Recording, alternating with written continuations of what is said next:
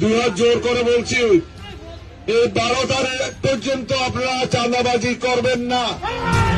আসন্ন 12 ফেব্রুয়ারির নির্বাচনের দিন পর্যন্ত চাঁদাবাজি বন্ধ রাখার অনুরোধ করছেন বিএনপি প্রার্থী।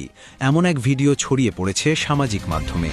চট্টগ্রাম 13 আসনের বিএনপি মনোনীত প্রার্থী এবং সাবেক সংসদ সদস্য সরোয়ার জামাল নিজাম 6 ফেব্রুয়ারি শুক্রবার দিবাগত রাতে আনোয়ারা উপজেলায় এক নির্বাচনী কার্যালয়ে উদ্বোধনের সময় এই বক্তব্য দেন।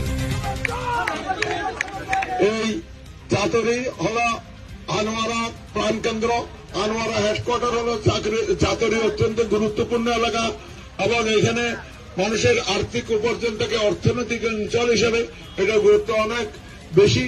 এবং এখানে একটা জিনিস আমি আজকে কিছুক্ষণ আগে আরেকটা অফিস উদ্বোধন করার সময় বলেছি, এখানে ভীষণভাবে চাঁদাবাজি নৈরাজ্য সন্ত্রাস চলছে। আমি অনুরোধ জানাবো, আপনারা যারা চাঁদাবাজি করছেন, দুহাত জোর করে বলছি, এই 12 তারিখ পর্যন্ত আপনারা চাঁদাবাজি করবেন না। এবং এই বিএনপির গায়ে কালিমে লিখার জন্য কেউ যদি প্রচেষ্টা করে, কিন্তু কেউ ছাড় দেয়।